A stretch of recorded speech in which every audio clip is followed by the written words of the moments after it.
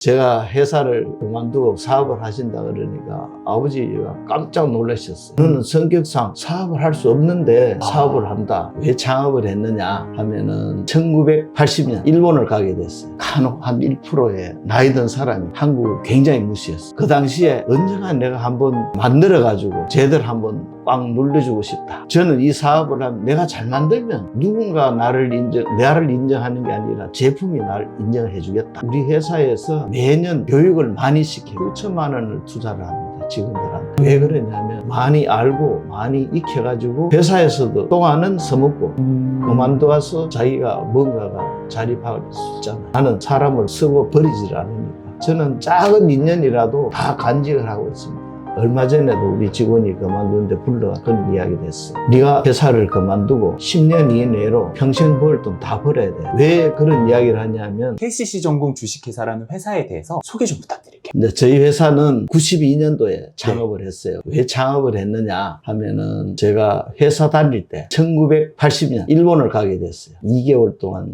이제 연수를 갔습니다. 네. 그 당시에 일본을 갔었더니 전철을 타다 보니까 네. 야마다센이 어디냐고 그 영무원한테 물었더니 일본은 야마다센이 없다고 그러더라고요. 내가 일본인이 아니었다는 거를 그 사람이 이제 무시하는 거죠. 인종차별을 당한 거예요. 그렇죠, 그렇죠. 99%의 사람들은 가난한 나라에서 왔으니까 다들 그 좀 가엾게 여기고 도와주려고 애를 쓰고 그런 게 있었는데 간혹 한 1%의 나이 든 사람이 한국을 굉장히 무시했어요. 그 당시에 한국하고 일본하고 경제력이나 차이는 거의 한 7, 8배 정도 차이 났어요. 그러다 보니까 사람들이 굉장히 무시한 사람도 있고 나머지 99%는 아이고 좀 가난하고 좀 어려운 나라에서 왔으니까 측은한 사람도 있었어요. 지금이랑은 한국이 그 당시에 위상이 완전히 달랐잖아요. 완전히 틀리죠. 네. 그래서 지금 이제 한국은 많은 기계를 만들지만 그 당시에는 기계 만드는 그런 것들도 잘 없었어요. 다 수입품이었어요. 거기 간 거는 국가의 연구 자금으로 갔거든요.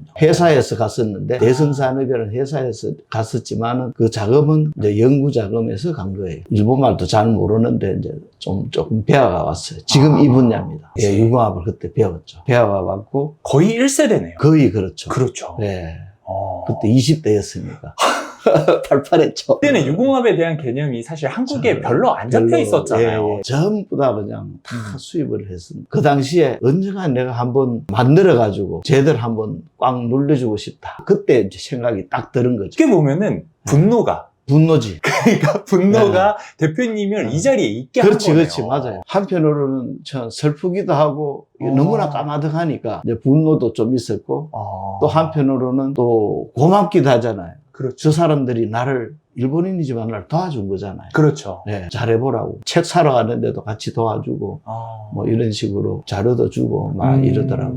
이제 돌아왔죠. 돌아와가지고 그냥 뭐 직장 생활 그냥 하긴 했는데 그러다가 이제 92년도에 제가 창업을 했어요. 네. 92년 1월 달에. 근데 그 당시에 유공업으로 창업을 하셨잖아요. 그렇죠. 근데 유공업이 그 당시에 전부 다 외산에 의지를 하고 있었어요. 예. 그리고 대표님 앞에도 예.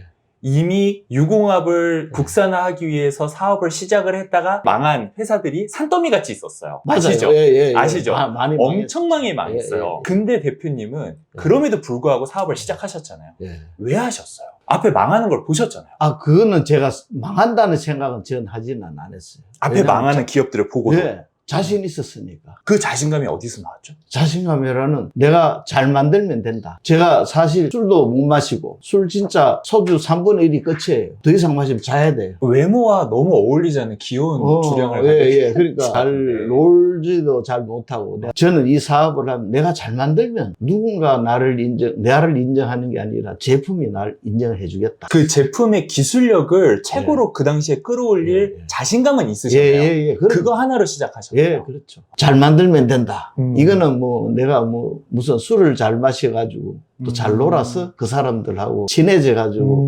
물건을 파는 게 아니니까. 요새는 한국이 그렇지가 않잖아요. 근데 옛날에는 영업을 다들 이렇게 술이라든가 유흥으로 하는 경우가 많았잖아요. 근데 그게 어떻게 보면 그 당시에는 관례였단 말이죠. 예, 당연하죠. 10중 8구 다 그랬잖아요. 근데 다 대표님은 술도 못 마시고 네. 유흥도 사실 할 줄 모르시니까 그 당시에 그런 부분에 대해서는 걱정이 없으셨나요? 걱정 안 됐어. 전혀. 제품력이 내가 좋으면 자신 있으니까. 제품력이 좋으면 네, 네. 누군가는 나를 알아봐 줄 거다. 그렇죠. 예. 그거 하나로 92년도에 사업을 시작을 하셨고 대표님 어렸을 때부터 사업가가 돼야겠다라는 생각이 있으셨어요? 그런 경우는 아니고 제가 회사를 그만두고 사업을 하신다 그러니까 아버지가 깜짝 놀라셨어요. 너는 성격상 사업을 할 수 없는데 사업을 한다. 또 형님도 그러고 그러면 내려와서 형 밑에 그냥 뭘 받아가 하라. 회사 직장생활 몇 배 돈은 벌 수 있으니까 같이 하면 어떻겠느냐. 저는 이제 배운 게 틀리고 이미 방향이 틀립니다.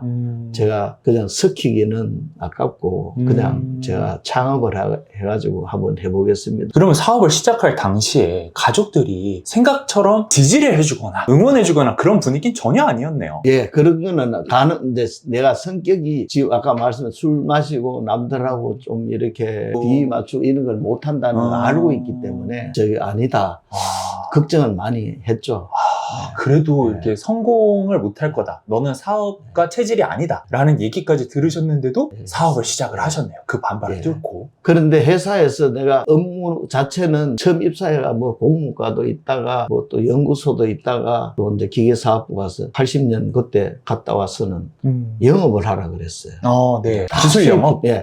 수입품이니까 그 네. 영업을 해요. 자동차 회사라든지 제철 회사라든지 영업을 하라 그래요. 제가 자신 있었던 게 남을 속이지 않고 사실대로 잘못되면 잘못됐다고 인정을 하고 그 다음에 원한다면 뭐 새벽같이 가서 모든 걸 도와주고 네. 그랬기 때문에 오히려 회사에서 실적이 최고였어요. 영업 실적은 다 그렇게 술 먹고 비위 맞추는 사람들보다 네. 오히려 제일 잘했다. 남들한테 네. 성실하게 네. 최선을 다한 거죠. 도와달라 그러면 주저없이 뭐 새벽에라도 가고 심지어 이제 현대중공업이 울산이잖아요. 그렇죠. 그 저녁에 전화 와가지고 내일 아침에 꼭 오셔야 와서 미팅을 안 해주면 안 된다고. 밤 늦은 차를 타고 가서 출근하는 정문에서 기다렸다가 만나가 이야기하고 올 정도로 내가 누구든지 요청하면 최선을 다했어요. 직장 생활하면서 그렇게 주인의식 가지고 하기가 쉽진 않잖아요. 당시에 내가 과장이었거든요. 계장에서 과장으로 진급을 할 때 회사에서는 3년 차가 돼야 진급을 시켜요. 2년 만에 나 진급을 시키더라. 그 부서의 그 이사님이 저를 굉장히 잘 봐주셨어요. 지금도 네. 만나요. 직장 생활도 저는 즐겁게 했어요. 저도 이제 직원들한테 그런 이야기를 해요. 처음 들어오는 신입사원한테 회사에서 성실하게 하라. 그리고 열심히 배워서 네가 하고 싶으면 하라. 그게 몸이 안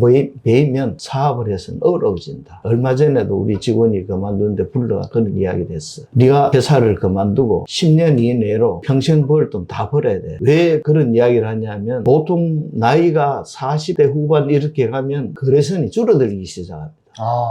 그렇잖아요. 새로운 그렇죠. 신진들이 다시 영업을 가져가니까. 그래서 그 당시 열심히 안 하면 서너 시간 자더라도 10년 내로 다 벌어야지. 그 이상 지나면 사업이 줄어들기 시작하고 60 넘으면 끝이다. 그러나 직장생활은 그게 아니잖아요. 그쵸. 연륜이 쌓이면서 점점 돈을 많이 벌게 되고 커지잖아요. 그리고 통계적으로 봐도 30년 이상 재벌이든 아니든 간에 맞아요. 유지하는 게 한 5%밖에 안 돼요. 남들 보기에는 다 커지고 다 그것만 보이는데 망한 사람이 훨씬 많았다는 맞아요. 거죠. 우리 회사에서 매년 교육을 많이 시켜요. 수천만 원을 투자를 합니다. 직원들한테. 공부를 많이 시킵니다. 어떤 공부를 주로 시키시나요? 이제 최근에는 인터넷 교육이 많지만 이제 중진공이나 이런데 외부에 3, 4일씩 가가지고 배우고 오라고. 왜 그러냐면 많이 알고 많이 익혀가지고 회사에서도 동안은 써먹고 그만둬서 자기가 뭔가가 자립할 수 있잖아요. 나는 사람을 쓰고 버리질 않으니까. 저는 작은 인연이라도 다 간직을 하고 있습니다. 아까 말씀드렸다시피 4, 50년 전에 상사도 만날 정도. 만날 예. 정도네. 그러면 직원분이 퇴사한 다음에 이제 사업하고 그래도 계속 뵙고 그러는 사람도 있겠어요. 예, 그만두고 나가가지고 갑자기 사장이 되고 이제 돈이 좀 자기 돈이 아니잖아요. 남도 줘야 되잖아요. 맞아요. 줘야 되는데 돈이 좀 있으니까 그냥 쓰다가 망해버려. 그런 친구도 있어요. 유보금을 많이 쌓아두지 않으면 한 방에 조그만한 문제가 생겨도 회사가 날아가잖아요. 그럼요. 정말 중요한 진실인데 다른 사람들이 대표님한테 동의하지 않는 건 어떤 건가요?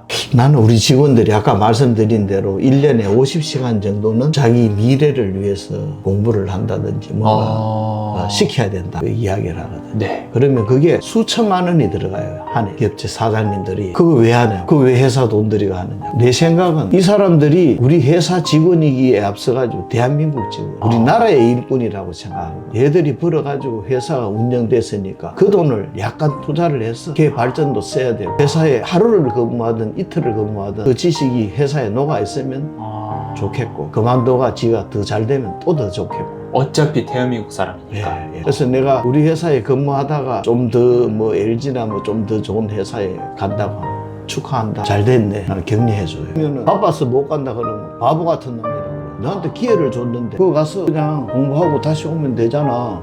왜 시간이 없다고 그래. 너야말로 바보 같은 놈이야.